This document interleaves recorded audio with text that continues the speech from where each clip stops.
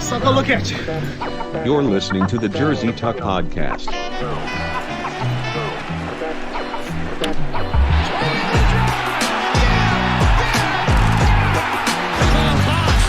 out to Allen. His three-pointer. Bang! Tie game with 5 seconds remaining. Incredible save. He robbed him. Call it cop. He robbed Billboard blind. Call it cop. I don't believe it.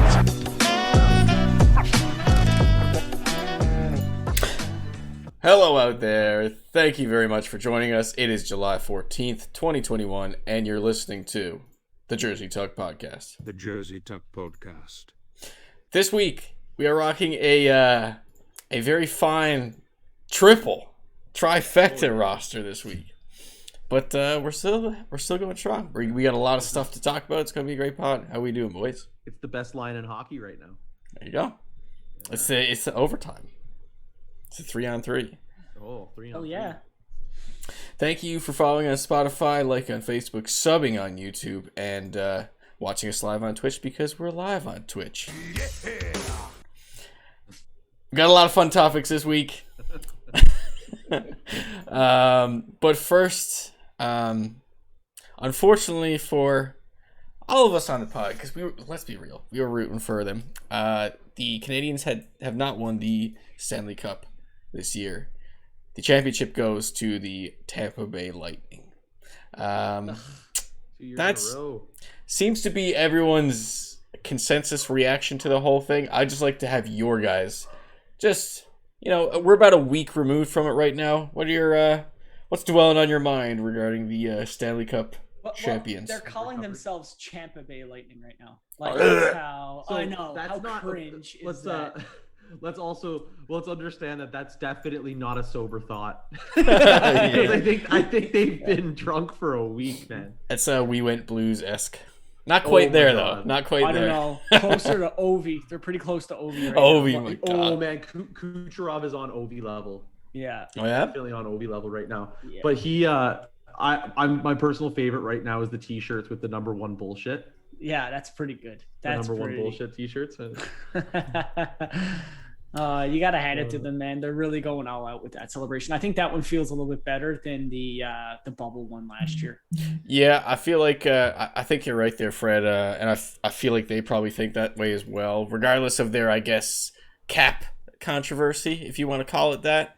I think it just playing by the rules. It is what it is. It is, yeah. I think it just feels much more real. And yeah, it's so funny how like last year's championships felt like just such a blur. Same thing with that Lakers one in the bubble. It's like, yeah, did that really happen? Like, oh, it's just so strange. So the final series score was 4-1 for the Lightning. Yeah, what else? I guess we could talk about. Let's talk about the celebration a little bit. That went a little viral, as they always kind of do. We had a boat parade. A little boat parade. Classic. That's just the Tampa. Well, think about it now, too. Tampa now is right. Yeah, they're champions in 2 sports right now. This keeps happening in sports. Yeah, man. Like, you know what I mean? One year like, it'd be Boston. Next year. Yeah. Boston and New England win at the same time. LA and LA win at the same time. Yeah, it's funny, eh? Tampa and Interesting. Some interesting stuff, but yeah, like that. I love the celebrations. It's pretty funny. Did you see what they did to the cup? Oh, I did. They literally mangled the Stanley Cup. It's like caved in. Yeah. Apparently, it's already in Montreal right now for repairs. It's like see you in a week. What do they do with it? Just put it back in like a mold or something, I guess? Apparently, oh yeah, for sure. It has to. I don't know. That's what I'm thinking. But I don't know anything. I don't know if it came from a video. Cupsmithing. Cupsmith. How does one become a cupsmith? Well, Cole the Cupsmith. Yeah, there's only one in the world. Apparently, is in Montreal. Yeah, he or she's in Montreal. Is that like a thing? Is that like a legacy thing? There's only one dude or one place that fixes it. There is a handler. Like the 2 handlers, right? And the Cupsmith. Yeah, it's the guy that looks like Boris Johnson. Yeah, and he always got his little white gloves on at all times. Oh yeah. He's like a mime. He's like a mime. Yeah. He doesn't speak. He just has his white gloves, man. He speaks with his hands. Yeah. Yeah, I don't know who. I don't think it was a video. I could be wrong, but that image did indeed go viral. The one where the top was just mangled, like caved in, not circular whatsoever. No. From what I heard, one of the guys, I don't know who it was, but they were handing it off to someone, probably a fan or something. But anyway, when he gave it, they just dropped it. It's just the head of it just went bang right to the ground. No. Yeah. Yeah, like Tampa celebrations now are just like unrivaled. Like even the Vasilevsky like wearing the Conn Smythe as a helmet. And he was like walking around with I did see that. I did see that. Hey, let's put that in the thumbnail. That's thumbnail worthy. That's totally it. He's just there good. standing there. He looks like Pyramid Head. He does. He does look like Pyramid Head. There's an excellent reference out there for. There's a deep dive. Love it. But yeah, like it all stemmed from like it right after the press conference with Kucherov and his choice words, and he's leaning into it now. Yeah, how about we talk about that a little bit? So, do you want to? One of you guys just want to like, I guess, bust out a quote or summarize a quote or two from him from the presser? Oh my God, there's so many good ones. Yeah. Go ahead, Josh. Yeah, like you could tell, like as soon as the presser started, he was definitely heavily greased up, and he's there drinking Bud Light, and as soon as they start talking about I think he spoke better English in that press conference while drunk than he does. But it was so funny, like he instantly goes on about first of all Vasilevsky and how Vasilevsky deserved the Vezina trophy, and in turn end up calling Fleury that guy in Vegas.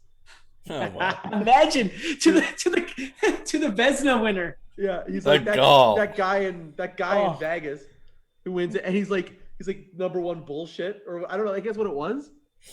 That number one bullshit. It should be Vasilevsky. He was the Conn Smythe winner, and so on and so forth. And then I don't know how he segued into it, but he just snowballed into then just chirping Montreal. Mm-hmm. That was the big one that went viral. I guess it was because of the matchup, obviously, but. So I'll go off on that one. So like. I understand, like I think we discussed this before about how NHL players don't really have a personality, right? They're all like by the book and very. Yeah. So when he let loose and like he was talking about how when Montreal won their very first game, right, it'd be 3-1. He's like, he went at the fans saying, "Oh, you fans won like." You guys won the Stanley Cup. He's like, no, it was only a game. He's like, your Stanley Cup series was last series. Like, pretty much saying that their team is so beyond you. It's like you're here. You're an AHL team to them. And you know what? It's pretty funny. Like even as a Hat fan, like I was like, that's a pretty good chirp. You gotta laugh at it. That's like that is a fair chirp. It's pretty funny. You know what I mean? Like, and I love the drunk. Like, are you kidding me? Yeah. I think while he was trying to think of what he was saying next, he was literally just like, "Are you kidding me? Are you kidding me?" He was still drunk. He didn't know what to say. Cue that up for a sound drop as well. Oh my God. I think my favorite though was it was a tweet from Igor Larionov. I think it was his son or something. He's like, he was out to dinner with Igor Larionov. He gets a phone call. You don't even know who it is. He answers. He's like, "Hello." He's like, I love you. You're my. Come on now. I'm just paraphrasing. His role model is idol. Yeah. You're my biggest role model. I love you. And he just kept repeating it 5 times and then hung up. Yeah, and he's like Larry. I was like, he doesn't have my number or anything. Like someone just gave me my number. Just imagine getting that phone call. You're my role model. Yeah. Definitely crying. He's probably drunk. I love you, man. Sure. It's because of you. You made me the player I am today. I can hear it now. Oh my God. Oh, I'm waiting for the pictures to come out, just like how it was with Ovechkin, where he's like in bed with the Stanley Cup and passed out drunk. And because he's definitely the whole team has definitely been completely plastered. Yeah. Since they won the cup that night. Since the cup, yeah. So it's actually official, and I'm pretty sure the press conference was the big reason behind it was Vasilevsky has joined teammate and best friend Nikita Kucherov with sponsorship by Bud Light. How about that? Oh my God, that's excellent. Isn't that crazy? I love this. So what makes this even better is that next season and their divisional rivals, next season it's going to be so fun when like Tampa plays in Montreal. First game of the season they play in Montreal, and the fans just give it to Kucherov. Yeah. It's going to be excellent. Like, that's why you need more of this in the sport. You want to see, like, these, like, rivalries, right? Yeah, you want them to chirp each other a bit more. Like, hockey players get the reputation for being too robotic. Right. And they're always just like, well, they gave 110%, but we gave 110% out there too. So we're all just trying really hard out there, and everyone's trying really hard. And, maybe we just tried, half a percent harder, and that's why we won the cup. You know what I mean? Like, yeah. It's always like giving as much credit to the other team, but sometimes you just want to see like someone just lean into it and just be like, are you fucking kidding me? Like, we deserve this. Like, they were shit. You know what I mean? Because then it's just gonna make for better storylines next year. 100%. And you want like grows the sport. You want characters too, right? And I guess to a large degree, the bad guys or the villains in the NHL are created from circumstances that happen in the game. So big hits, fights, that kind of thing, as opposed to stuff that they've said at press conferences or done outside of the rink and that kind of thing. So that's actually a really good point. Like, who's similar nice. In the last 10 years? Can you think of a player that has probably done what Kucherov has done? Especially after you win the championship, right? Like bragging after you win the championship. The best game of the season. Not even last season, the season before. Some of the best games of that season were the LA versus Calgary games, because when you had the chirping back and forth between Matthew Tkachuk and Drew Doughty. Oh yeah, because it really lit it on fire, right? They hated each other. But in the playoffs, you never saw it. The last time was probably Boston with Marchand. The last time Marchand was really kind of being an outfield. Yeah, and he's probably one of the exceptions when it comes to like on mic antics, I guess, or like a little bit more, just a little bit, But I think you don't really get someone comparable in terms of like right after winning a championship, just like going at people. So it's good to see.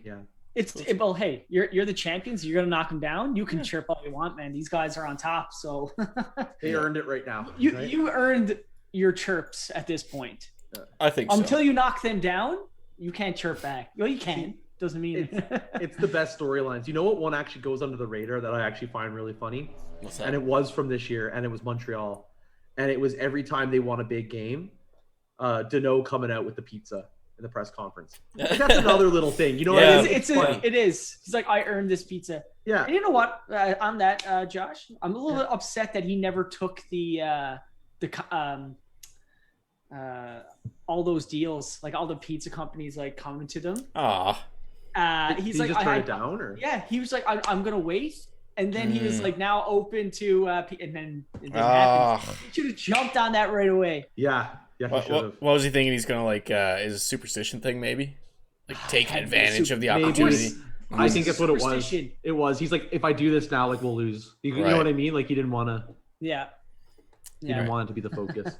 Superstition is real in hockey, It's like it's there, bad. and it's Corey Perry is known. one of the most. He's a freakishly superstitious dude. He does the exact same thing before every game, and it's like a whole lead up, even up to the what is it, the warm up, when everyone goes off the ice and he has to be the last one off and he shoots a puck in the opposing team's net.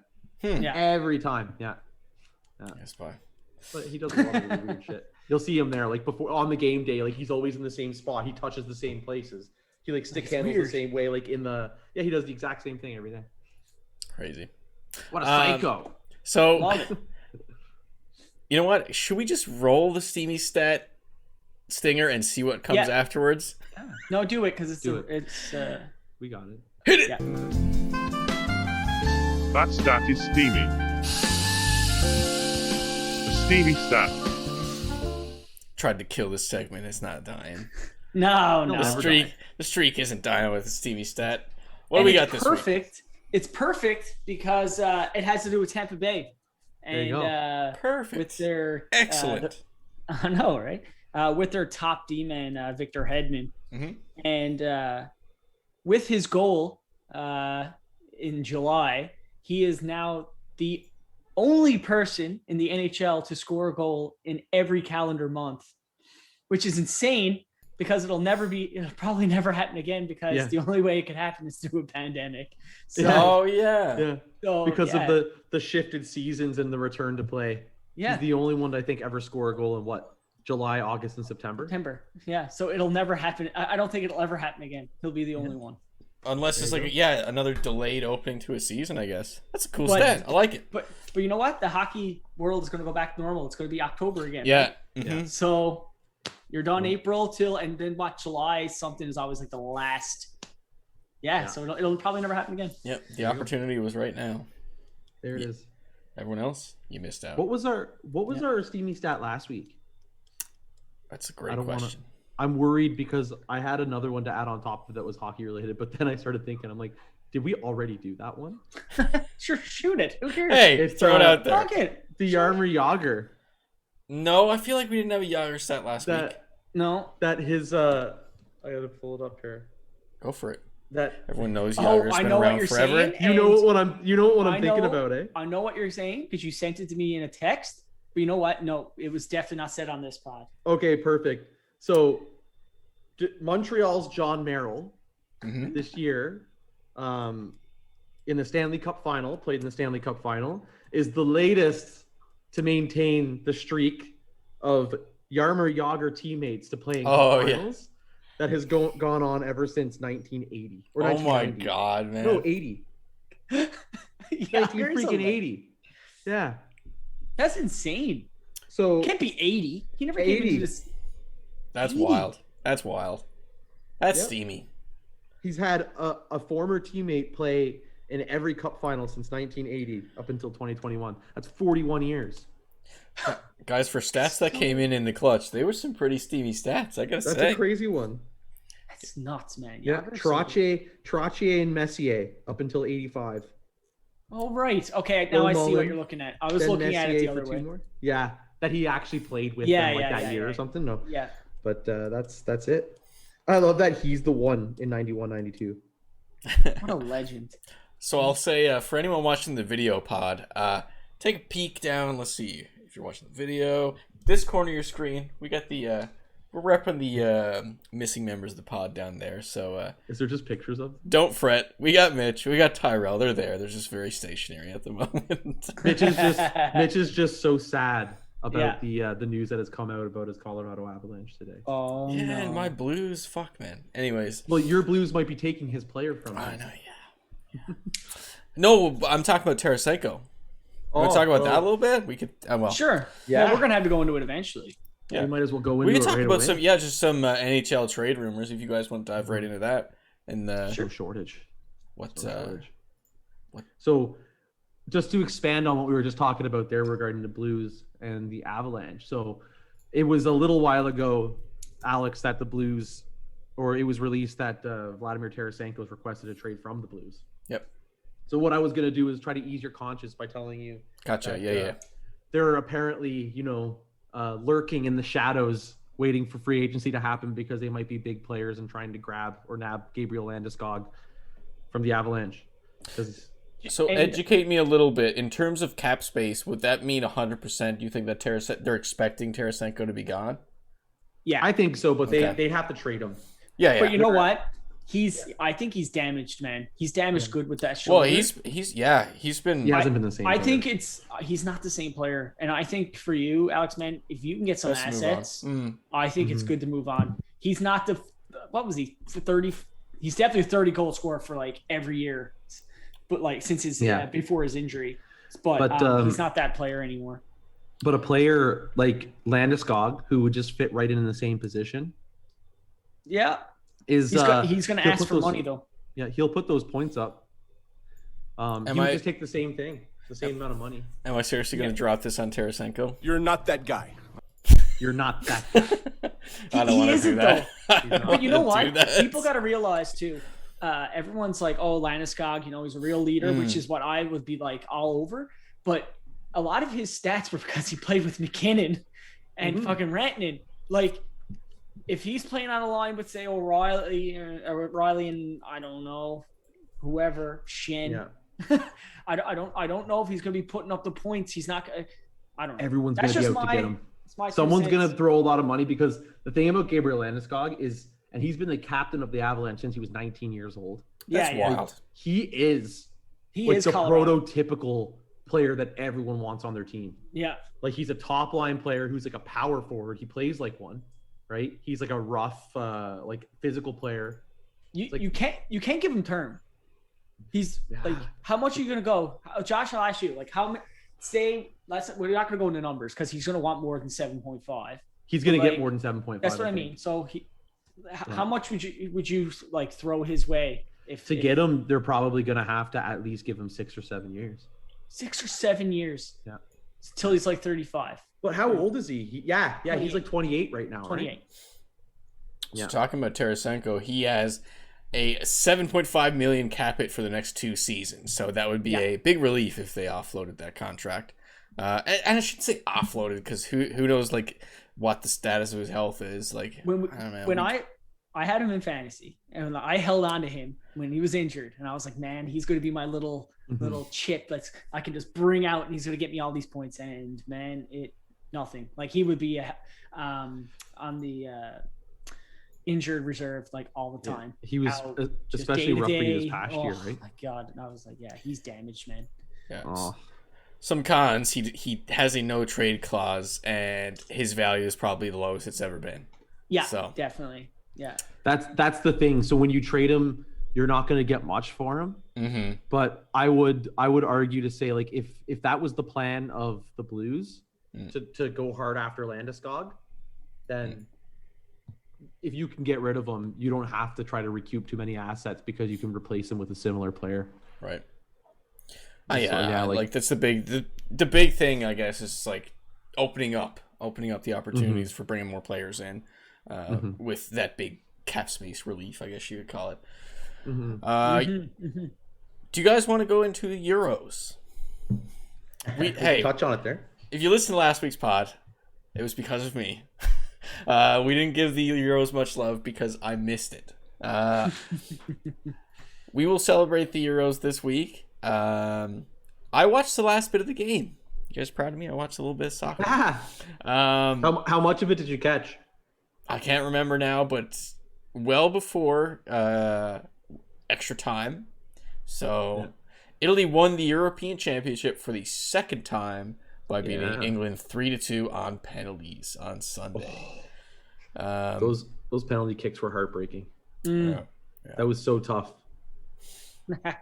That's tough. I hate penalty kicks, but it is what it is. They're all pressure, and it's funny because in we talk about shootouts and stuff in the NHL. I'd say a lot more pressures on the shooter, or no, I'd say it's on the goalie to make the save. But I find like there's more pressure on the player not to fuck up the penalty kick in soccer for sure, and it happens all the time. There was a couple of English players that just botched their kicks, man.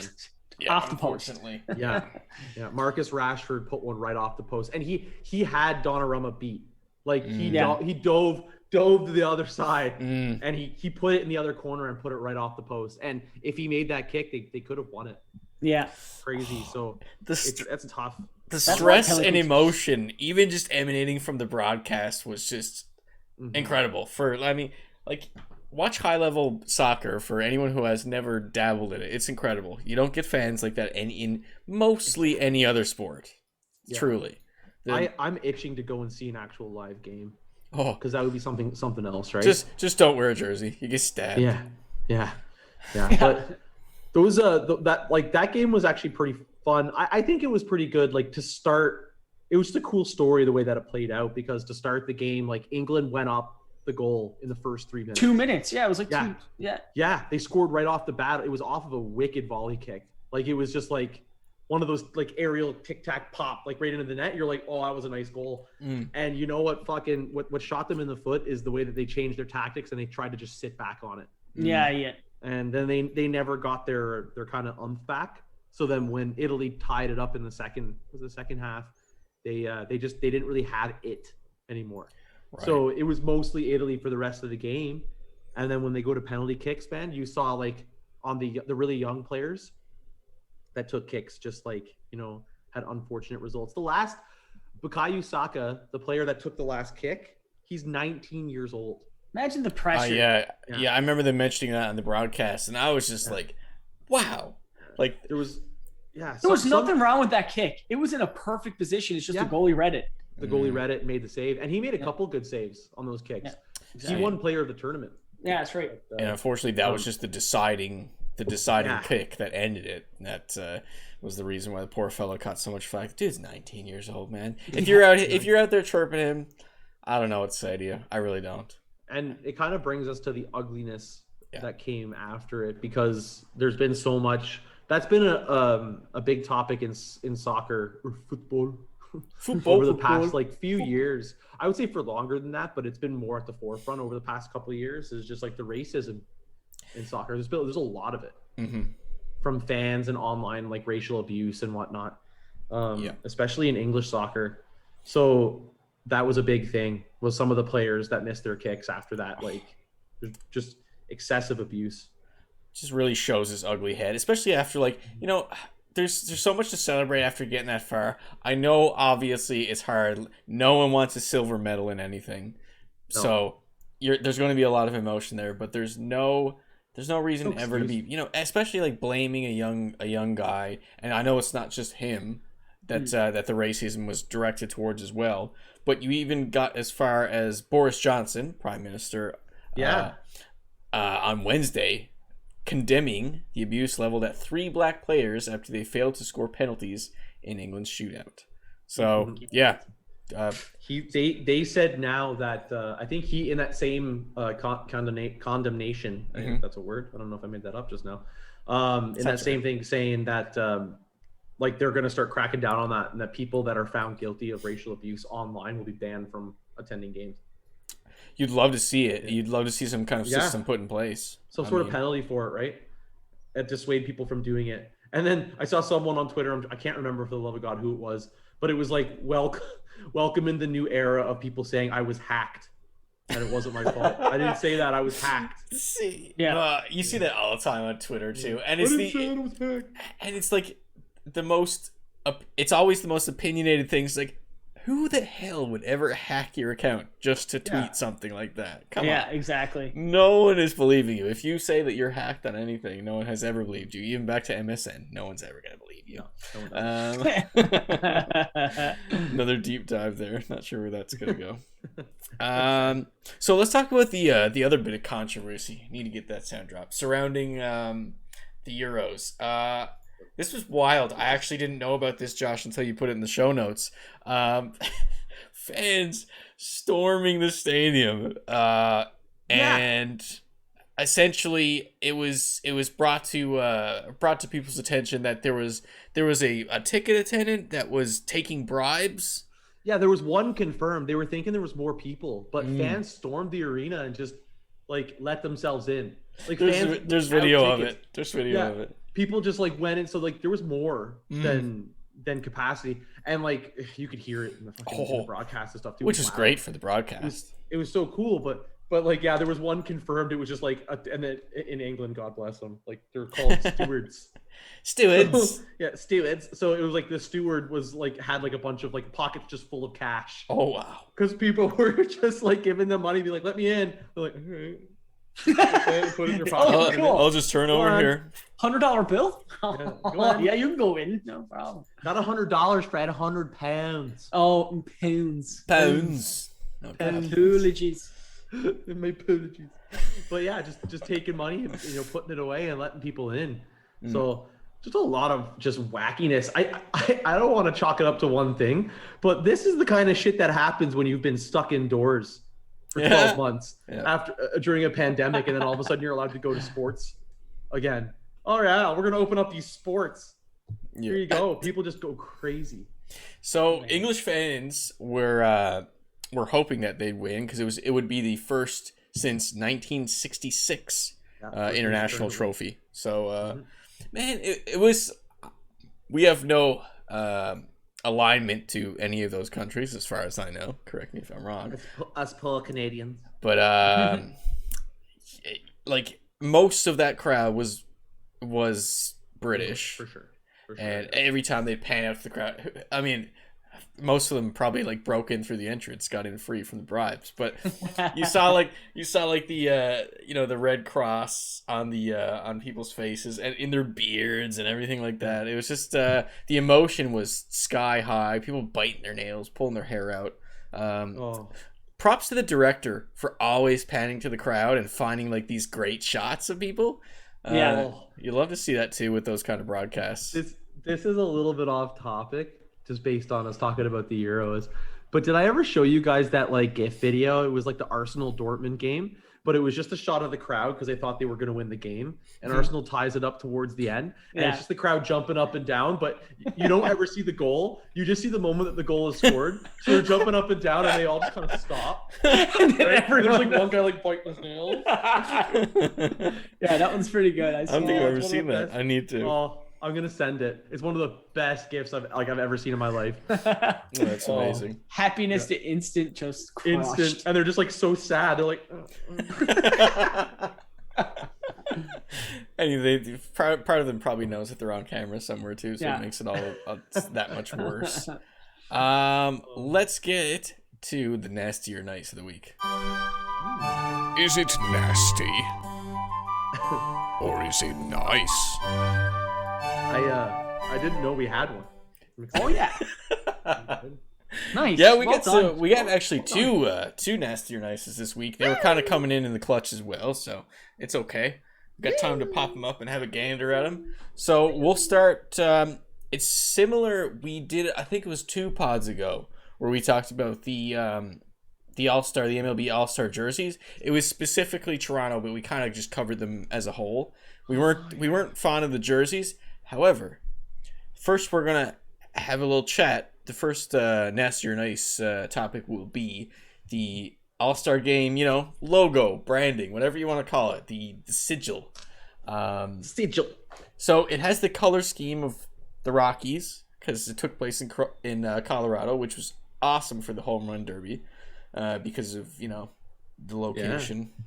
Oh yeah, was it the air is it air density? I don't know. It's the altitude, right? Yeah. Altitude, carries those balls out the stadium. Yeah, it was beautiful.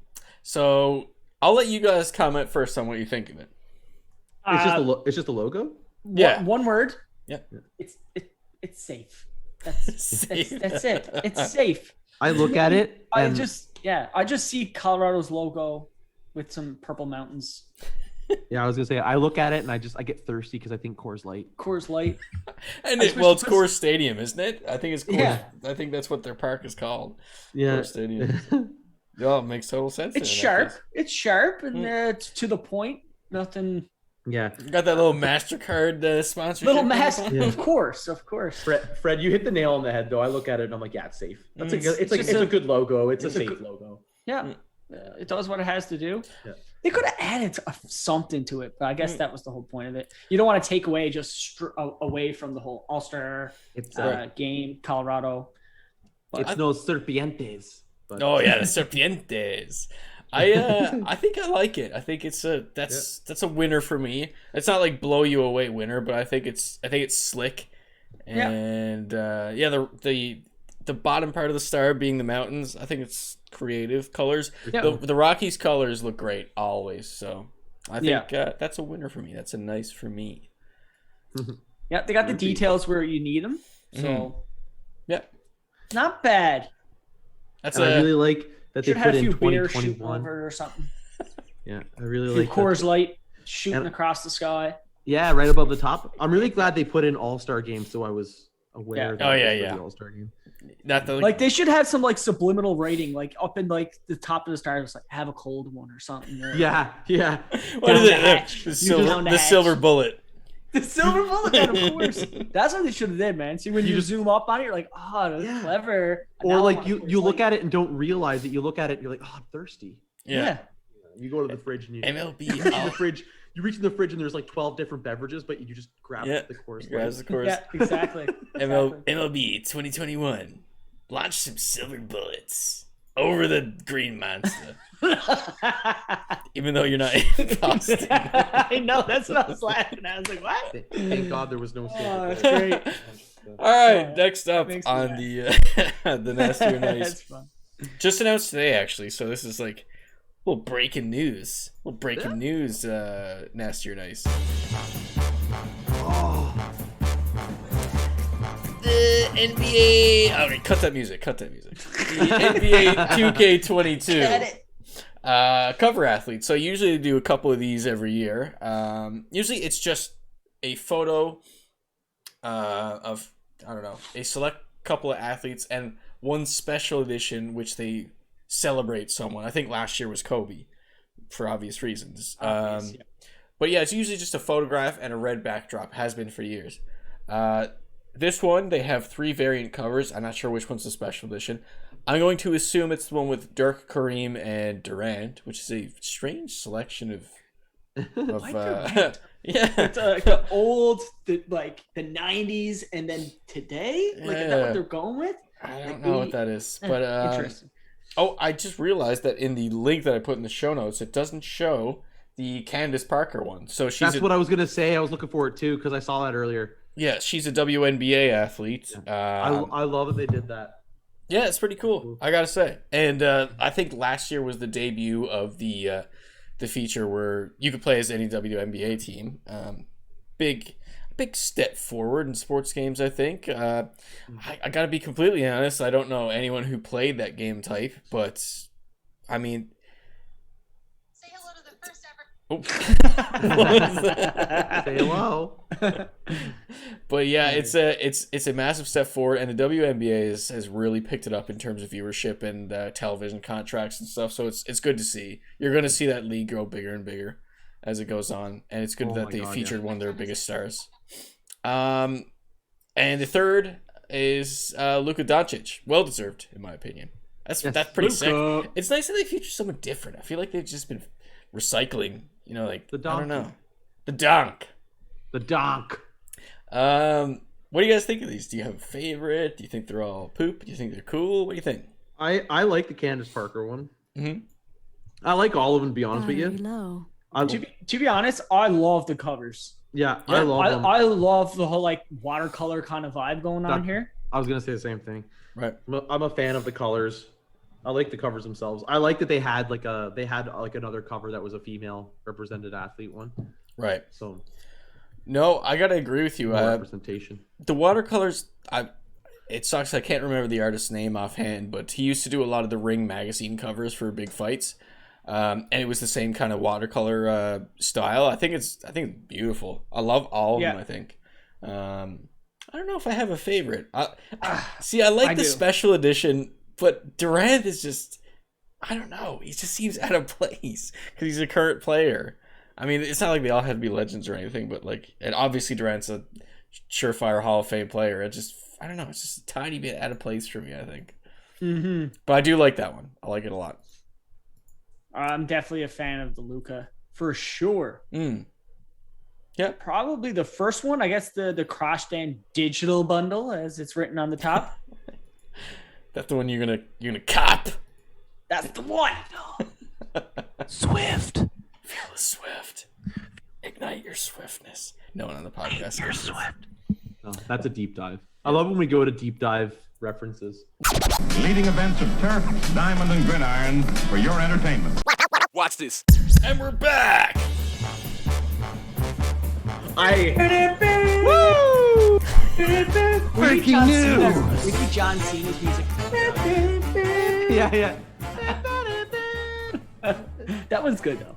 What do we got that happened during the break, boys? We got breaking news. As soon as we went off there for that little bit of a break, Renaud Lavoie from I guess the correspondent reporter for the Montreal Canadiens is saying that he's got information claiming that it's like the Montreal Canadiens aren't going to protect Shea Weber in the expansion draft, which is kind of huge. Now, we were just kind of like you mentioned it. You asked right before, Fred. I want to know how that affects whether or not they can take him or not, if he's injured or if he's on the IR, because apparently he's going to miss, or he could miss all of next season, if not more. Yeah, there is something when it comes to that expansion draft. If you have a player, I don't know if it's LTIR, are you allowed to take them? I'm not sure how that works. If this is the case, though, this gives Bergevin a lot of leverage, because if okay, yeah, sure. Like, how much is Weber's contract again for the next like 5 or 6 years at like seven million? And he's injured. You know what I see happening? Do you see? I wonder if you're on the same thought process as me right now. He's literally doing the Tampa Bay Lightning thing. Yeah, like perfect. Oh, that's what's happening right now. I can see it. What excellent timing that come out. If he gets surgery, you're going to miss the whole season. We're going to throw you on LTIR. We just opened up $7 million in cap space. Montreal goes after Jack Eichel. They're in a big place. Yeah. They don't have to protect them. Yeah. So now this is great because they were saying now they're that going 7-3. Exactly. Well, yes. Or even now you can protect. You got Petrie, you got Edmonston, and then you can Sherratt. Yeah. Now your big four are technically protected. Yeah. Right? Because Weber probably won't take Weber. You end up being able to protect Evans. Everyone now else, you can protect Evans. You can protect That's who you want on huge. forward. And then you have cap space to play with if you think he's going to miss the entire next season. So that's pretty big. Taking one out of Tampa's book. I love it. Yeah. Good for them. Well done. No, we shouldn't say this. I want Weber to be back in October. Don't get me wrong. But he might come back in April. January. February. He'll be skating around, and then it'll be like, first game of the playoffs. Weber's back. I'm from the point. Power play goal. I love that we just fully healthy for the playoffs. Came right back with like guns blazing. That was perfect. Best way to come back from a break. Let's talk about the NBA a little bit. Pivot off the big breaking news. We are officially 3 games into the NBA. We will be 4 games by the end of tonight, as of the recording date of this podcast. And as it stands right now, we are 2-1 for the Suns. Gotta say, it's there was one series. Forgive me. No, it was the Brooklyn series where things were looking similar for the Bucks. Everyone was just counting them out right away, throwing out their jerseys, getting ready to burn their Giannis jerseys, all that garbage. But sure enough, they had a fantastic game, and they look good. They look just as competitive as ever. And obviously they're a bit more of a top-heavy team, not as deep as the Suns, if you ask me. But Giannis did what he was supposed to do, and to some degree that was to score a second consecutive 40-plus game. They looked a lot better, gotta say. Yeah, if they're gonna win, that has to happen. Like they need to really they need him to pretty much carry them there, and then hope that they get moderate production from the rest of their lineup. But it's not going to be the same as like the more, efficiency by committee, like it is from the Suns. Like the Suns lineup is a bit more balanced. Yeah, it kind of reminds me of a little bit. I don't know if they're as good defensively, but kind of reminds me of the Raptors in the sense that like you're going to need Giannis to pretty much win you a series or big games himself. Right. Where it was like that with Kawhi. Without Kawhi, like the Raptors would never have won the Philly series.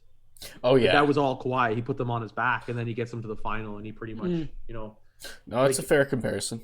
Yeah, but I still think it's Suns. Giannis did a lot better from the line. He really did show up from the line. 13 for 17, 76.5%. You can't ask for much better for a dude who gets hacked a lot and a dude who drives to the paint for a lot. So Alex, good stuff. Because the crowd didn't give him the crowd let him focus on his free throws.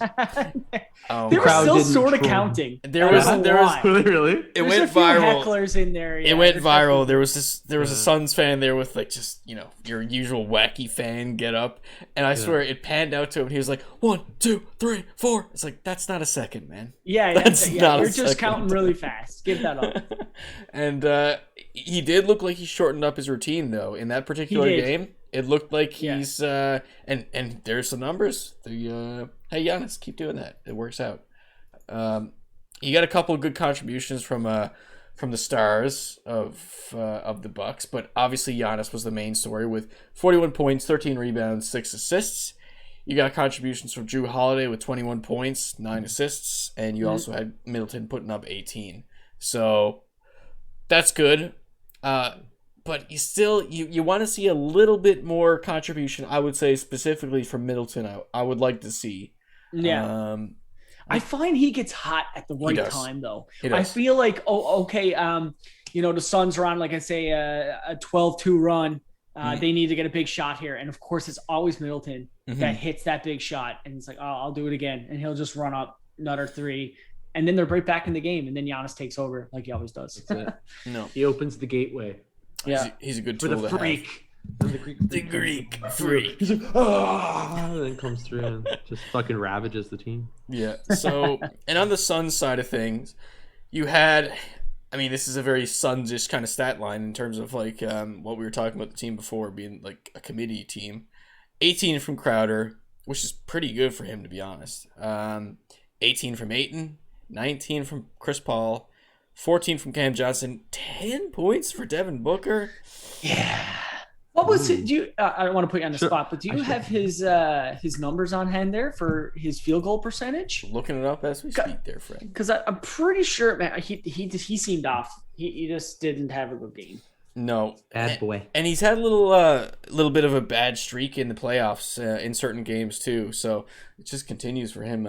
Bad luck from shooting. Ooh, okay. So here's the splits. Yeah, field goal percentage or field goal 3 for 14. Yeah, I knew it was that bad. You feel like he couldn't get a bad game. It was bad. Yeah. And from 3, 1 for 7. Yeah. Wow. For a dude who's known for his offensive prowess, hey, he's gonna have a bounce back game. No, tonight. I said that. You said it already, Fred. You said it, and I agree. Yeah. I love it because that's something that I really love about the NBA and like basketball series in the playoffs is that like you can always count on if a player has a bad game, they usually get a big bounce back, right? They come back, like they're focused, they're ready to go. Well, you say like a LeBron or something. If LeBron has an off game of 28 points, he roars. Yeah. I'm just joking. Yeah, right. He comes back with a triple double and exactly, right? Yeah. Not a great game from Mikal Bridges either. 4 points. That's a dude that usually rely on more. And another story from the game was DeAndre Ayton was into foul trouble very early in that game, and you can't have that. You can't have that with a big dude. You need guys to clog up that paint and put a big body in front of Giannis because sorry, Alex. I was just gonna say I'm pretty sure when he took his fourth foul, it was early in the third. I was like, oh man, that's not good, man. You can't have that. They put him away early when he got his third. I don't know. I guess that was early in the second, I think. But not good. Well, I'll ask you then, Alex. Then what do you do, say, when Giannis is constantly crashing, right? And Ayton is getting all these fouls. What do you do? Like, do you go zone and just like how do you stop his drive? I start doubling him or something like that. I would say put more bodies on him. That's what I would do. Force him to make someone else on him. Who's guarding him right now? I can't even remember. Was it Crowder was guarding him? It would probably be Crowder. Yeah, probably be I think it was. And I think Ayton switches on to him at times. But I think the best thing to do would be to double him and make him take jumpers as opposed to let him anywhere near the paint. That would be I think the ideal. game plan. Yeah. It's just unfortunate. We'll see if they learned from it from last game. How they're going to guard him. In terms of like team splits, they shot actually pretty similarly. Field goal percentage 48.2 for the Suns, 47.8 for the Bucks. Not huge glaring differences. Free throw percentage was quite a bit better for the Bucks, but ultimately I think the story of the game was Devin Booker's bad game, Giannis's great game. So we'll see what it brings for the fourth game of the series. And... But what I got to add to that too, like Giannis, like he's had good games every game. So Booker, there's no time to have an off game. True. It's the finals, bro. Yeah, man. It's so exciting for both of these teams because it is. It's because exciting. You want to see guys on a lot of these teams get championships. There's so many characters that you just want to see get championships because it's not your like Giannis's household name, sure. Chris Paul is sure, but they're not like right in your face superstars, and that's why this is making them that though. I love it. This is that stage. I absolutely love it. It's gonna be great. We might get to some predictions of the finals later, but let's talk about one more thing within that matchup, that game number 3. Let's get into the body count. Body count. So this was a massive, massive dunk. Let's take a little listen to it, and then we'll have a chat. Where you're at your very best. In the paint. And Johnson, he throws it down, and a blocking foul called on Tucker. Cameron Johnson soars and scores. Cam Johnson in transition. Soars and scores. Love Mike Breen, man. Soars and scores. Soars and scores. Yeah, we had a big dunk, and it was right off the inbound. It had like seconds after the inbound, and I remember watching it, and I was fully attentive at that moment. And he was just take the ball up court, and it's like, oh, he's driving hard in the paint. Oh, he's jumping for the free throw line, and it's like, no, Tucker got there just a tad too late. I watched it a bunch of times, and it's not like something you needed like really overanalyze, because it didn't decide the game or anything like that. But yeah, PJ Tucker was just like probably a little bit too late on that. His feet were planted, but his right foot was just sliding, and then it stopped, and he was already in the air. I'm like, that is definitely a blocking foul. And he got the balls to the face. That's the thing. And he got the balls to the face. and one of the best things afterwards is like PJ was on the ground.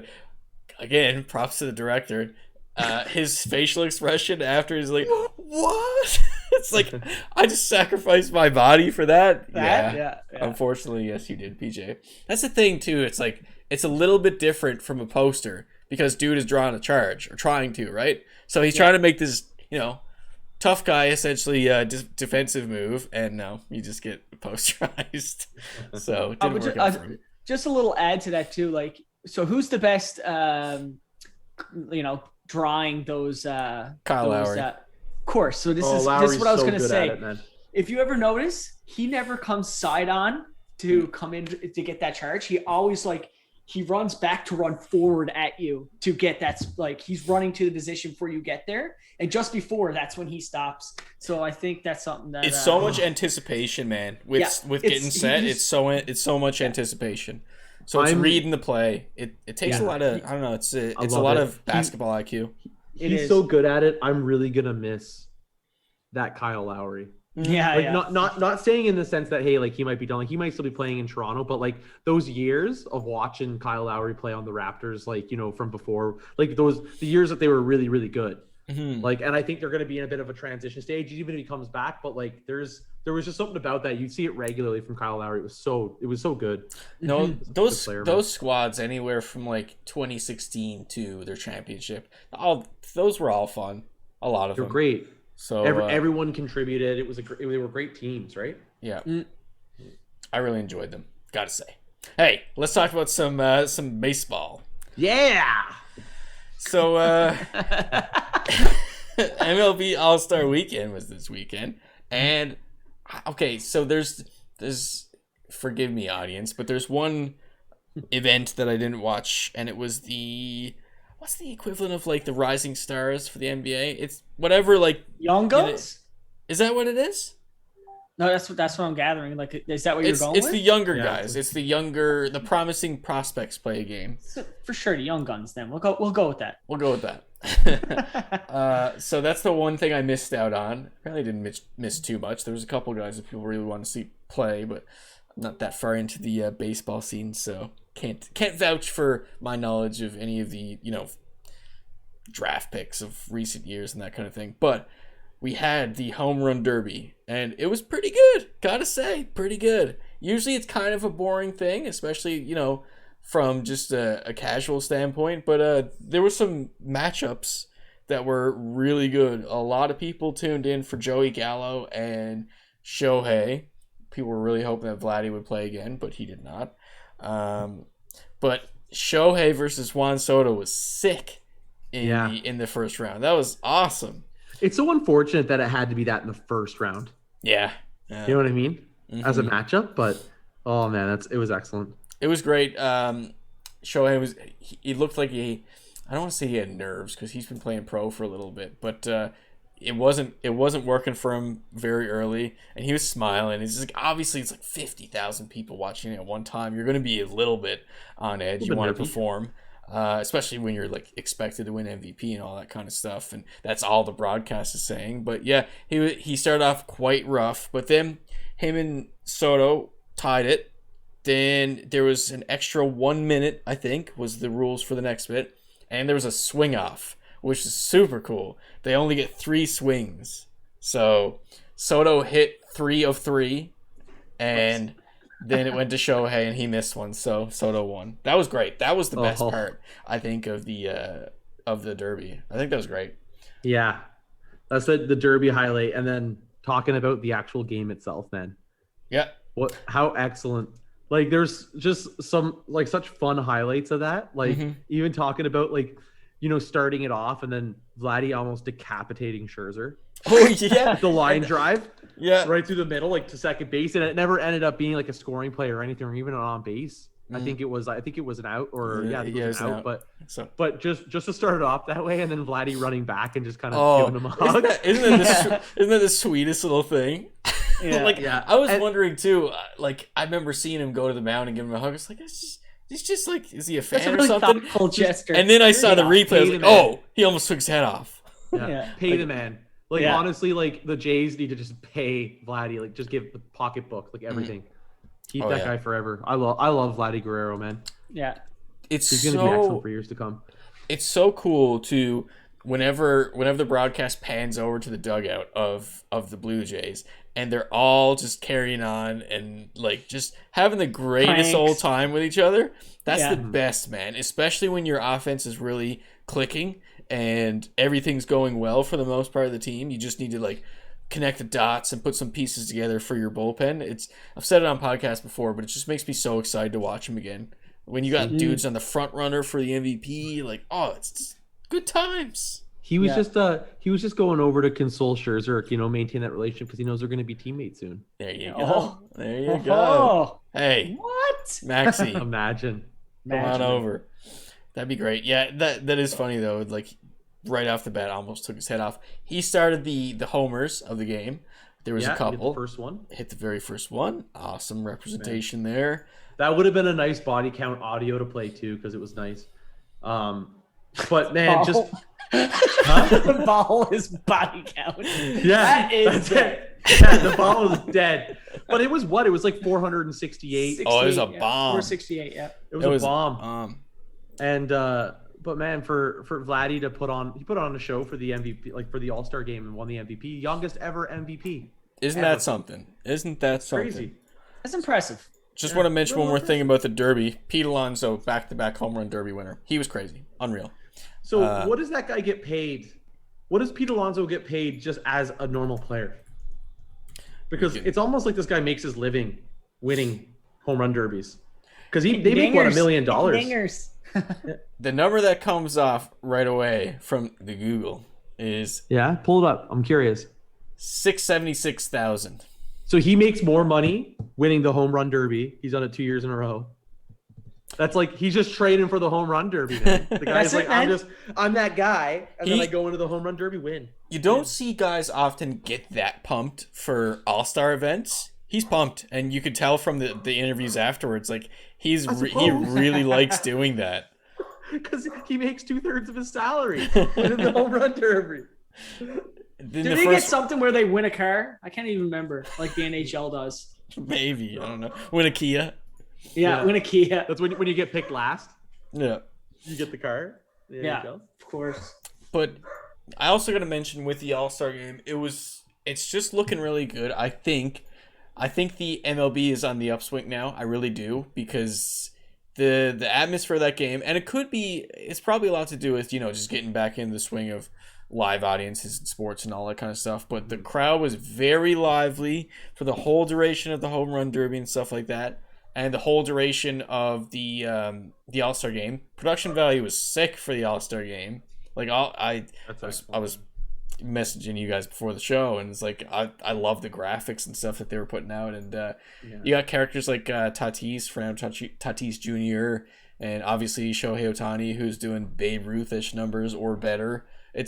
And Vladdy. of course, And as well. Vladdy, like you gotta love it. I think like we're in a new. It is like a new kind of era now. Era of marketable stars. Yep. It's definitely like marketable stars. They're all international. Yeah, and it's so cool.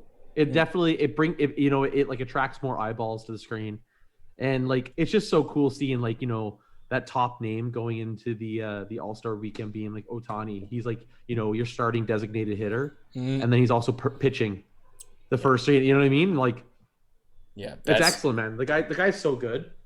I don't think I'll take that for granted because that's just like you might never see it like in God knows how long again. Like it could go one of two ways, I guess. It could be like you'll never see it again, once in a lifetime kind of player, or a Steph Curry-esque thing where it's like he starts something.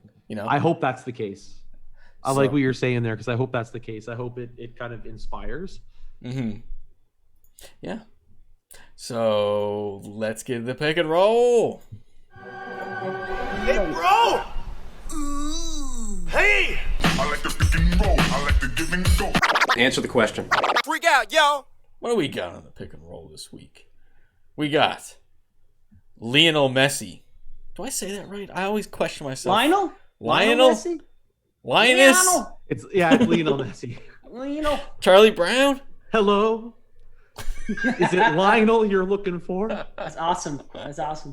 Yeah, wins his first international trophy. So this is not the Euros. Don't want to confuse the audience or anything like that. No, it is a little confusing. So he won the Copa America, which is kind of like the Euro regional version for like the South America. Right. So you got like regional sections. Well, I can't remember what the one you have like CONCACAF. It's not CONCACAF. The one that's for like the African countries have their own. You know what I mean? You have the Euros. You have Copa America, which is over here on the Western side. So there's those different ones. So they're kind of, I wouldn't say they're all exactly the same, but like it's kind of in the same regard. Right. So like the Euros, the FIFA World Cup is definitely the furthest along, but it's kind of really like up there close. It's like, the Copa America is there too. So this is his first one. And to put it in perspective, like Lionel Messi is widely considered probably one of the best soccer players of all time. Mm-hmm. And he's never won an international trophy. Oh, wow. He's always got it lost now. or lost for fun. And he's finally got one. Yeah. So Good for him. that's good for him. All the stuff I was seeing was all just like the feel good kind of stuff that you're used Celebrate to. me. Yeah, it's great. Yeah. Love to see it. Also, another bit of news from him. He will sign a 5-year contract at Barcelona, taking a 50% reduction in wages. And so that will have him as a part of the club until he's 39 years old. Yeah, he's going to retire stuff. Barcelona. He pretty much spent his whole career there. Let's be honest. 50% is it's like nothing. It's like 40 million instead of 90 million. Yeah. I'm gonna take so a 50%. much money. I'm doing it for the team. Like, get the fuck out of here. You're almost worth $1 billion, man. Like, Fred, get outta I love here. that you said that because I find like soccer wages so funny because they're like soccer wages. This so and so player has just signed his contract for £110,000 per week. And that's the way they do it. They do it per week, and you're like, "Are you fucking kidding me? Yeah, £110,000 per week, Pounds. or $200,000 per week? Man, I'm over here like, give me that for like 5 years. Yeah. really though. Hook us up, man. Yeah. Like, fuck. Next up, But no, good for him. Good for him. Yeah, for sure. It's definitely a feel-good story. Next up, we got some controversy in Blackhawks land. I guess resurfacing. Nothing recent, but Josh, you want to take us into this one? Yeah, no, it was what came out today. Brent Sopel, former Blackhawks player, he won the cup with them back in 2010. I believe he was on that cup-winning team. Yes. But yeah, coming out. So before getting into talking about him, just kind of summarizing the fact that like it very much so seems that like this story hasn't really hit the forefront as much as it probably should. So it's worth talking about. And then also the fact that Brent Sopel's now coming out pretty much contradicting a lot of the things that the Chicago Blackhawks, current staff, players and whatnot are saying or are kind of ignoring. And it's pretty much saying that like, during the time of those cup runs and everything, that sexual assault allegations, like everyone knew about them within the organization. Everyone was aware. The players, the coaches, they just didn't do anything about it. So that's the latest and greatest regarding that topic. Right. And it's kind of good that it's getting that attention right now. They should pretty much be kind of like, beating it to death in the media until, something is actually done about it, because it's kind of ridiculous. Right. So this was all to do with video coach Brad Aldrich, correct?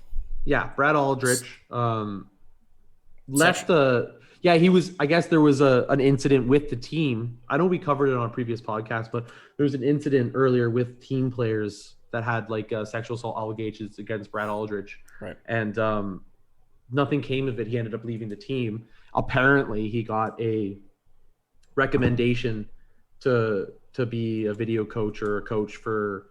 It ended up being along the lines like it was a university team and then a high school team. Yeah. And then now he's a convicted sex offender. So with reference from the Chicago Blackhawks. Mm-hmm. So it looks really bad on the team now, having, just blatantly ignored the incident that occurred with the team at that time. And it was a time when they honestly were probably the last Stanley Cup dynasty in the NHL. Right. So trying to sweep it under the rug. Yeah. Blackhawks announced following John Torchetti's comments. Torchetti, that's right. That they've hired a former federal prosecutor to lead a team-financed independent review on the matter. So team finance. Yeah. What's funny about this is they're going to keep a lot of eyes on it, because this is one of those things where they're like, yeah, we have a team-financed independent review that we have undergoing right away, and then you don't hear about it for 4 years. It's one of those things. So like, it's going to be it's going to be really interesting to see where this goes, and if anything's taken seriously, especially at like the courts. Well, it's definitely there in the court of public opinion. Like a lot of people are like, this should be a big deal. Yeah. And then within the league and the team itself, it's kind of, still being, played down. So I don't know. Well, a big note to add too is that Joel Quenneville already announced that he's willing to cooperate and answer questions and shit like that too. So I'll be really interested to see what he says. Well, he was the head coach, right? Yeah. So it's kind of a big person that you would want to know if, especially now that if he's not with the team, this is kind of a big pivot point, because if he comes out and pretty much says like, it's either he admits that there was something that was going on at the time, it would incriminate everyone at the time, but also, it'd fall back on Chicago, or he says that and then just does exactly what Duncan Keith just recently said. So did you hear the one from Duncan Keith? Because he was asked about it too. I did not. Please tell me. And Duncan Keith just dodged it a little bit. Well, he's not on the team anymore, so he can say whatever the fuck he wants now. But with Chicago, but I mean, he just dodged it. Exactly. Like he was just kind of like, oh yeah, like, he just kind of more talked about like, new starts with this new team and whatnot. He never really addressed the question about knowing about what happened, Gotcha. Because I know a lot of players have been resistant to actually comment on it, because you just want to, keep quiet, keep your job, that kind of thing. It is a tough dynamic, because there's a power structure there, right? Mm-hmm. Especially like when it comes to dealing with management there. Like a lot of players that are in those situations too are like, well, like they say something, they're going to lose their way of life, lose their team. You know what I mean? Like you don't know. There's so many unknown variables, but at the same time, it's just kind of like you're waiting for the first pin to drop where someone within that like bubble admits something or says something incriminating. Because right now it's only just been people that have been connected to it from like 10 years ago. Right. Yeah. So it's only a matter of time. This one's a bit of a silly one. And probably taken way too far by a lot of people. But the IOC president Thomas Bach slips up and refers to people people from Tokyo as Chinese. Yeah,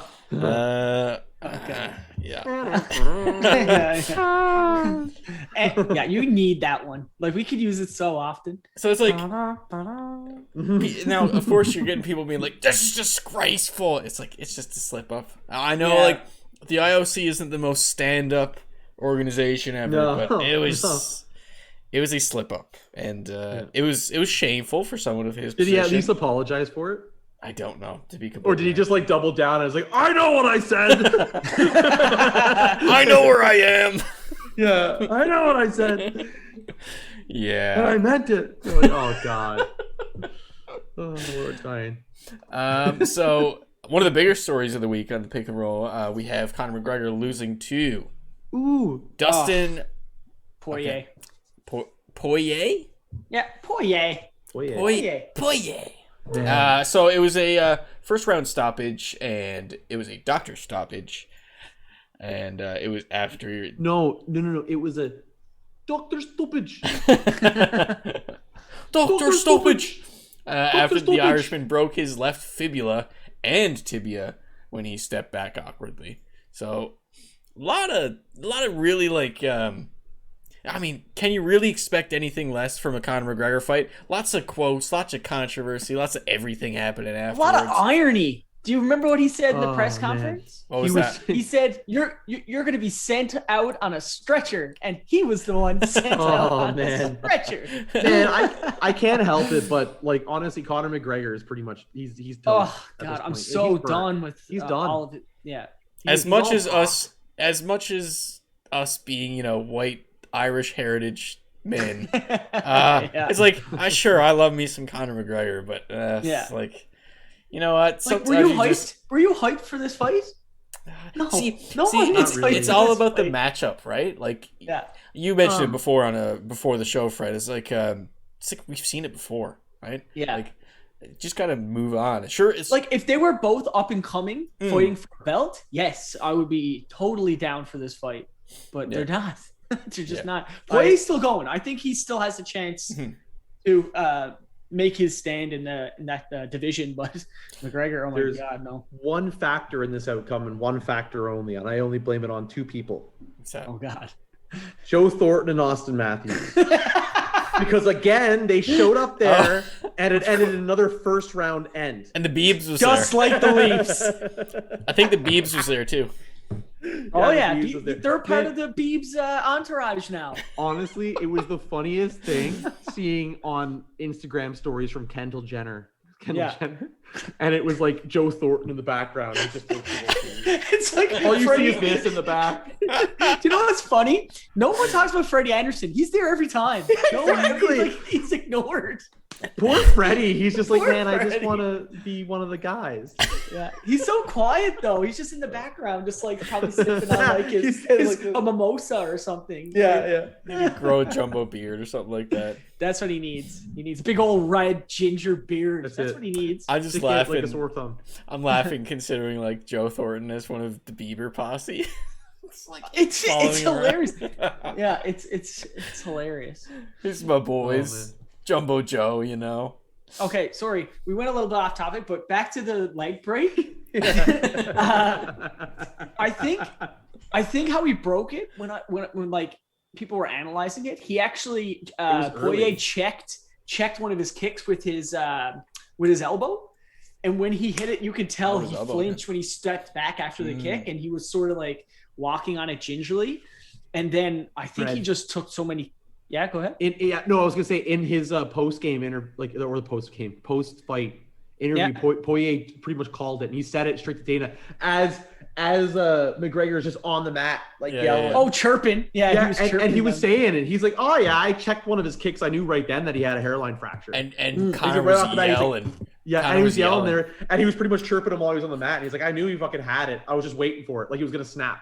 Pretty much, like he knew it. Conor, there's footage outside the cage of Conor yelling at him, which is going to bring me to the next thing, but he was yelling, it's like, you didn't check it, like just all that kind of stuff. And it's like, there was no leg check, and that kind of, and then he went into some real, classic controversy Conor stuff. You could hear him say in one of the clips, in your sleep, you're getting it. In your sleep, you're dead. You and your missus. It ain't over. Yeah.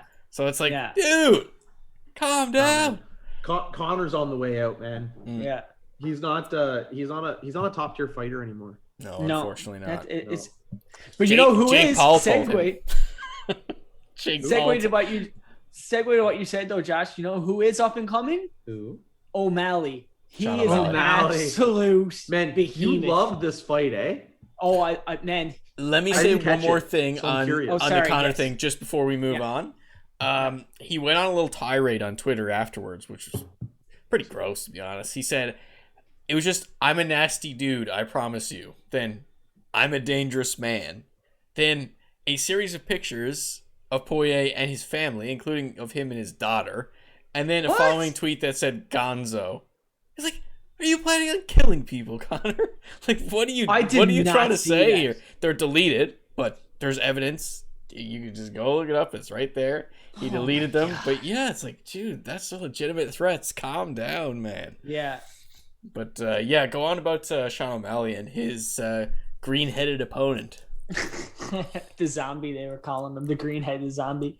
But yeah, that guy, he took short notice on that fight, and like, man, good for him to keep pushing forward. But O'Malley was literally like, he's known for his striking, and his like percentage of strikes are like, I'm getting my numbers wrong, but I'm pretty sure he's like a 70% strike for his jabs. And I'm pretty sure this fight he was like 90%. Like, every little jab was going through and just perfectly connecting, and his face was mangled. It started like this, and at the end it was just like, this is one of those fights though where I gotta be honest, like, it's cool to see, probably as a spectator, guys get mangled and stuff like that, really showcase their talent, but like, you gotta feel somewhat bad. Sure, he gets national exposure and stuff like that, he's probably gonna get a contract out of it, but dude was way outmatched.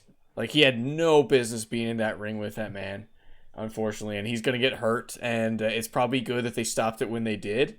For sure. Yeah. That's like right last minute of the fight. Yeah, right. What was it, Herb Dean, I think, too? Herb Dean, yeah. It was Herb Dean, too, so I don't know. I think he's due for a big bout. Sure, yeah. I think he deserves it after something like that, man. But, totally like, he ends his fights, all of his fights are like this, so I don't know. And he got a lot of personality, too, which I like. The green-headed fella? Or Sean O'Malley? No, O'Malley. Yeah. Hey, we need another loudmouth Irishman who does Twitter threats. Next up, we got Novak Djokovic winning Wimbledon, and this is his 20th major title and the third of the season. There was a, who was it? Shapovalov. He beat him in the he beat him in the semis. Man, he kept it close too, man. He kept it close, like, to break points, man. And yeah, that's it. The Joker he's tough. Oh man, he's the undisputed number one right now. Like, there's no stopping him. Yeah, he's that guy. It's like looking back on like years where like it was Federer. Right? Yeah. Right. And Nadal. For a bit it was Rafael Nadal, and now it's Djokovic. Like, you can't stop him.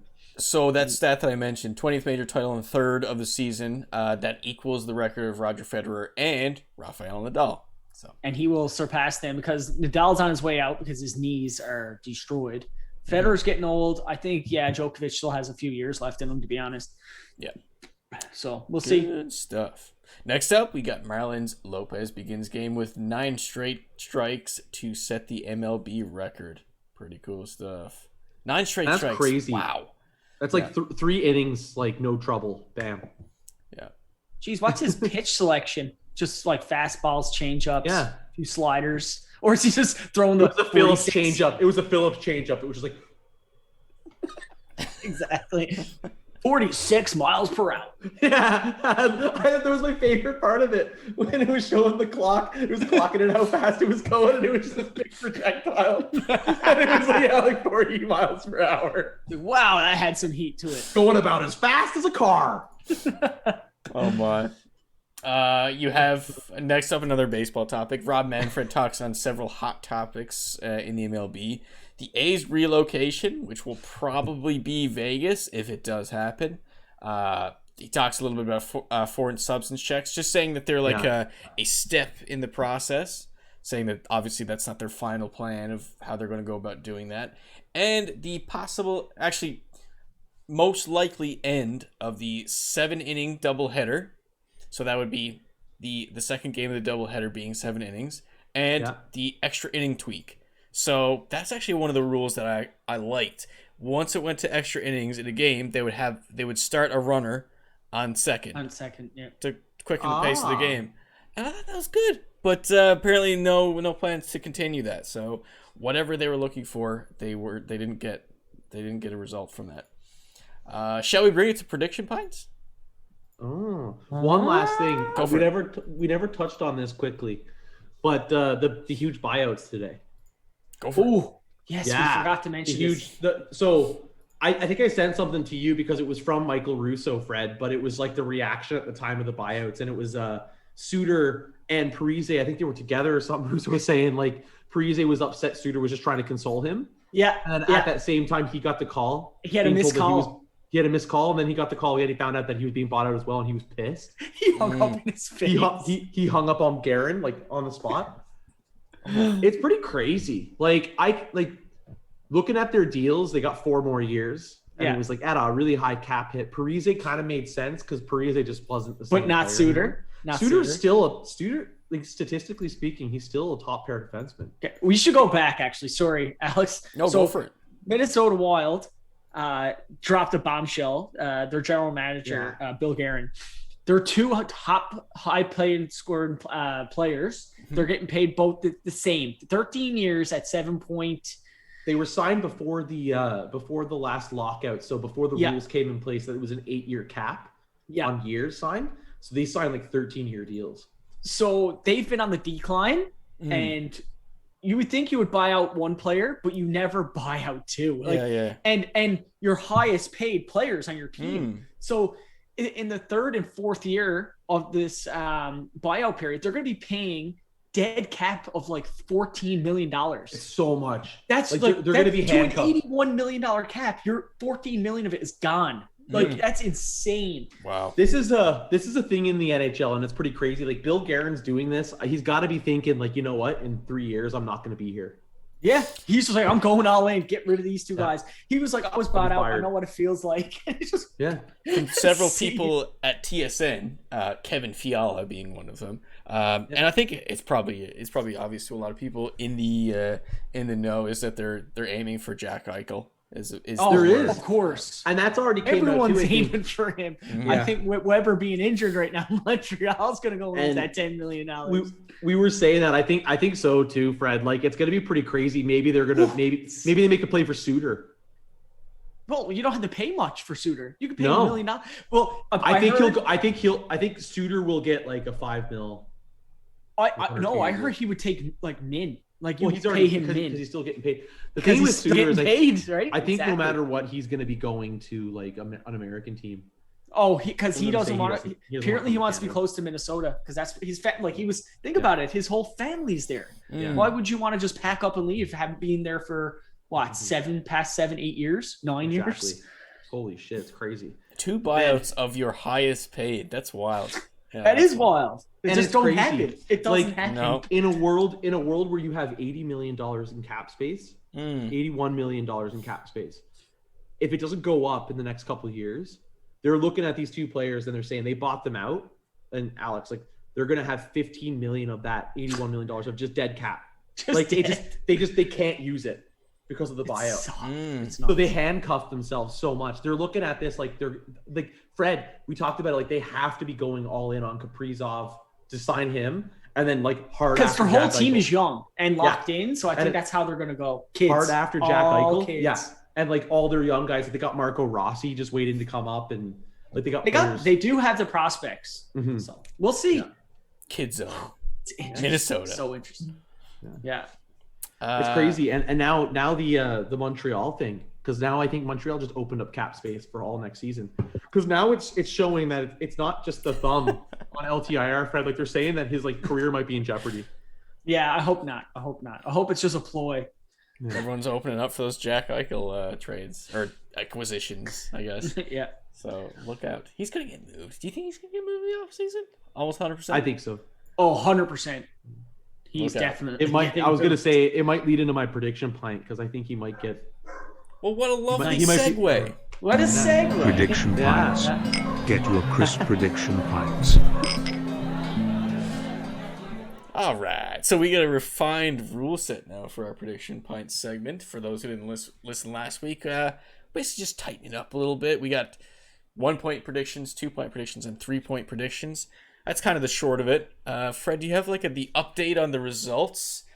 Ooh, it was a good week. It was a good week, guys. Tell us about it. So we'll start off with Alex, because you made a prediction of Grishik would have 2 hits against the Orioles in Game 3, which just so happened to get rained out. Kind of rained out. So you're just going to be a nil. I guess. Just just a little bye week for you. Yeah. And then we're going to go into Josh. Oh man, mine's who the picked, fun. Mine's who the picked most fun. England, who lost. So that's a goose egg for you. The worst part about it is I picked them and they were up 1 for like fucking 75 minutes of the game. I know. Like they just had to close it out. Like Yeah. Brutal. Sucks. Then we go to Mitch, and his prediction point was Kucherov to win the Conn Smythe. That is a goose egg. It was Vasilevsky. Because it was Vasilevsky. And then he wore it like a fucking a helmet. Like I loved it. Yeah. And then it was me, and I picked Booker would have between the spread of 30 and 36 points, and he had what did he have again, guys? I couldn't remember. 30. Oh, 31. Oh, but you look at The that. best part about that is I bet against you, and I said that he would have 30 or less. Yes. And he got 31. Oh, that's I'm great. so glad I'm so glad that I only so- I'm so glad that I only picked it as a prediction pie and didn't actually bet money on it. Yeah. But Mitch did say he challenged yours and picked Italy for the win. So he gets a 1 for sure. It should be 1. Yeah, that's not. It's just 1. Because it would be 2 if he got the score right. Yeah, exactly. Yeah.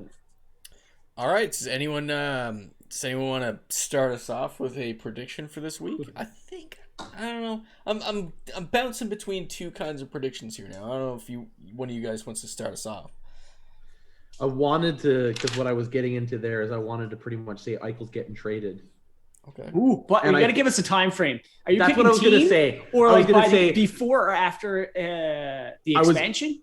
That's what I was going to say, Fred. I was thinking like I'm feeling like it's heating up, and because there's so much movement, I think these teams are going to try to like be aggressive, and I could totally see him going before expansion, especially since Minnesota bought out Parise and Suter. They've opened up a couple spots on their protection list. Interesting. There's so many possibilities. Now we just found out Weber is out all next season probably. There you go. There's another $8 million just opened up. Like, Sounds yeah, good. It's gonna get interesting. It's gonna get interesting. there are teams that are going to make aggressive ploys. I don't necessarily want to say before just expansion. Like I think it might be before. What I'm going to say think it'll be is not after before expansion. I'm going to say it's but I think it's going to be like I want to say like before the draft. Before draft. So for That's context, the following week. For context, when's the draft? Do you know So the date or around the expansion. date? So July expansion is a week 28th? from today.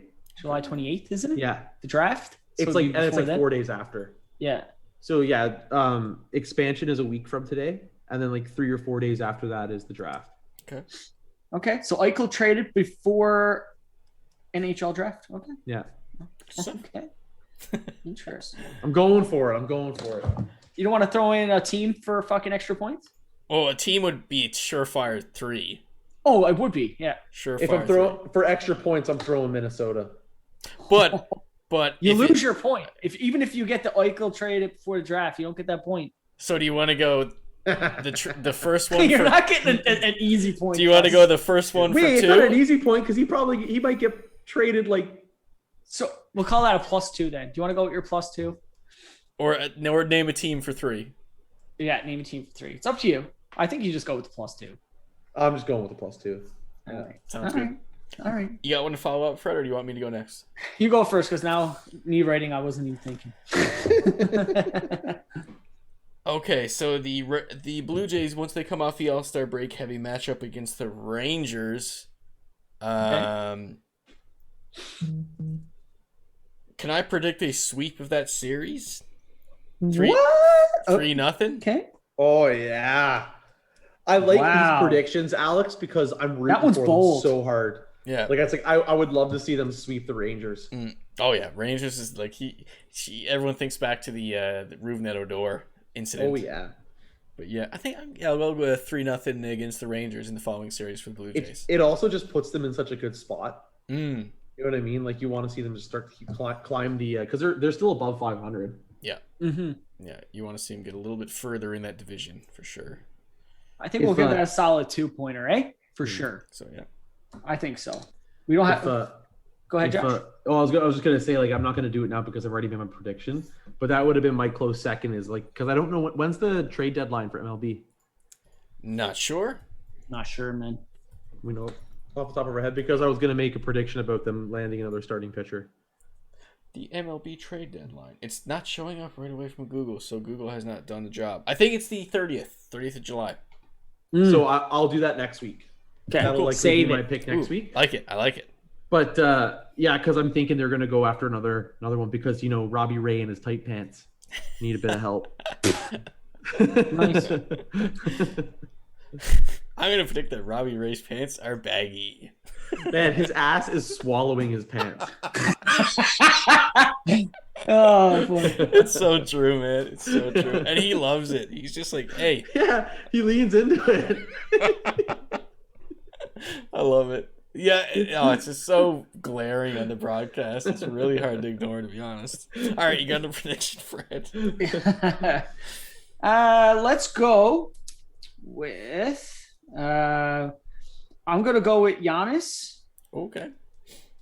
He's got back-to-back 40-point games. Oh, don't. I'm thinking he's gonna do it again tonight. Ooh, Is Another that 40. I What did feel he like- have? 40-10? Was it 40-10? I'm not sure. well, I if he feel doesn't like, do it tonight, like they're probably done. But I feel like a 40-point game might be a 3-pointer. Thank you. A 40-point prediction. Well, because he didn't. I feel differently about it. I feel I mean, differently he can about do it because for sure. we talked about like momentum and like how Right. players in the playoffs for the NBA like lean into like what they need to do in the playoffs. Right. I think he recognizes now that he needs to be that player. Like if he's not going to score 40 points tonight, like I don't think they're going to. Okay. Like I think they're done. All right, I'm You know gonna what I mean? flip Like- it a little bit. I'm gonna go. We'll make it 2. I'm gonna. Okay, I'm gonna go with. This one's good. This is a real shot in the dark. I'm gonna go with Giannis is gonna shoot 80% from the free throw line. Over 80%. Over 80%. Okay. Okay. So that's pretty. I think that's a pretty solid. He's always under it. That's at least a 2-pointer. I'm gonna say he shoots over 80. That's my. I don't. If you want to give it just a 1, I don't care, or a 2, I don't. I care think it's about 2. That's a 2-pointer. Okay. That's a 2-pointer. Yeah, we'll go 2. 80% free throw tonight. I like that one. Yeah. That's because like I've noticed every game it's been around like fucking 70 or just like even 60, but he's getting to the free throw line a little bit more, so I'm a little bit nervous about that. But that's why I think. But he's getting better as the series is going, so that's my prediction. Just watch now. He takes like 2 free throws and gets like 2 in. He gets 1 out of 2. Yeah, I'm like, of course, 50%. Unbelievable. Yeah, because like for the rules, like once you put like a value on it, it's like the general prediction is 1. Right. So like even for me, if I was like Eichel's getting traded, that's 1. Yeah. But once you put like a time or thing on it, and then if it's a long shot, it's 3, right? Yes. That's the way we do it? Okay. Yeah. Correct. I like those. Those are all of those are really good predictions. They're nice. Tough predictions, I think. Those are they're out What are we at for scores now? I'm curious. I guess read out the scores, see where we're at. Oh, and how are we going to treat absenteeism for prediction points? They just don't get anything. Yeah. Yeah, it is what it is. Man, Mitch is still in last place. he's been here, guys. Like this is the first week he missed. I think they just missed their prediction for the following week. Well, we'll figure it out. We'll figure out something. And then they get a slap in the face in the mouth. We'll end the pod with the final scores of prediction pints. Final scores. Not final, but as they stand right now. What do we got for scores? Okay, so as they stand, I have 4 pints. Very nice. Mitch has 1 pint. Pathetic. Tyrell, 2 pints. He only had 1 prediction, and he's like nailed it. Yeah, not bad. Josh has 4 pints, and Alex has 4 pints. We have a 3-way tie, and it's us. Wow. Oh, check it. Yeah. Oh man, I'm so excited for what I should have went with a safe one. No, I only go for 2-pointers, man. I just No, keep dropping it's those more deuces. fun. It's more fun that way. It's more fun that way. Yeah. Because you could always do like an easy one. You're like, the Blue Jays are going to win the game. Like it's just like Robbie Ray's pants are going to be tight. Yeah. Yeah. Robbie Vladdy Ray's will pants get on base. Yeah. Robbie Ray's pants are going to be so tight, you're going to see his ankles. Yeah. You're going to see his crack. Did you? I did miss one thing. I'm trying to one thing that we never brought up in the podcast, but it's pretty crazy. Yeah. They've just approved like live live. I'm gonna say audience, like it's a fucking showing, like a theater. No, like live crowds now for MLS games in Montreal and Toronto. So now it's actually like happening. It's happening, guys. Sports are happening back in Canada. Back in the Like country. teams are allowed to cross the border. I guess shortly after that will follow be CFL, I would think. Maybe that gets back on the go. I don't know. Or MLB, that's the big one. Like, we want to see like. Oh yeah, apparently they put another request in. Sorry, I think they did right. So yeah, that makes me think if they did the MLS one because they get teams from the States constantly. If they did the MLS one, like the MLB one's gonna be like. Oh, you'd love to see Toronto. Toronto. Approve it. Come on, let's go. You'd love to see Toronto back in Toronto. Vladdy playing home games, man, hitting them out of Rogers Center. Oh, that crowd's gonna be like, let's go, friggin' loud as hell as well. Let's go. What do you Just got, a Fred, little if you're side note. Itching to say Fred, something. you're smirking there. What's going on? I really wanted to add something to my prediction pipe because the British Open is this week, and I wanted to be like fucking DeChambeau and Kefka. Kepka would be like, I wanted at one point that they chirp each other throughout. Oh yeah, you know what? That's a good one. Oh god, like two Yeah, of them, those fucking guys. There's something that happened that put them in the same grouping. I don't know what it was, but you're hearing more and more about it. Oh man. Yeah, best rivalry in golf at the moment for sure. Yeah, we'll talk a bit more about Alpha Pod. It's funny stuff. Yeah. All right. You know what? Another good. No, what do you got? I'll just keep talking. like, yeah, I'll just keep talking forever. Like, I know. Like, this is the super pod, so you could just you got one more topic. You might as well just throw it on in. No, I was gonna say like even as a prediction pipe, this is not gonna be a prediction pipe because I agree with what Johnny was saying there. Yeah, but I think honestly the one to trade for, I think there's gonna be a trade for Weber, and it's probably gonna be Nashville that tries to trade back for him. it's fine. For cap recapture. Because he's right. Like they're gonna have to. They have like a $24 million cap hit or something. Cap recap before the end of his deal. Cap recapture. So what happens is if a player signs a deal that's beyond like a certain amount of years and they retire before it, the team that signed the deal with them is on the hook for cap recapture. So those years they didn't play, they just take that cap away from you. Good stuff. So yeah, there you go. A little thing. Plenty to talk about. All the time. Little thing for you. We're in no trouble for content during the off season, so stay tuned for a great off season with the Jersey Talk podcast. We're gonna wind down on this one now. It's been a mega pod for just the trifecta of us, but thanks for following us on all social channels. Thank you for watching live on Twitch. Make sure to follow us on Spotify. Oh yeah, did you guys hear the thing about that? Of course. I knew that was coming. Any closing words? Any closing stories, Josh? Any other topics, Josh? I'm just like I'm searching. I'm like freaking out trying to find something. But we'll call it there. We'll call it there for this week of the podcast. Again, thank you everyone for listening. And any closing words, boys? Have a good one, boys. Bye-bye. And I'm on.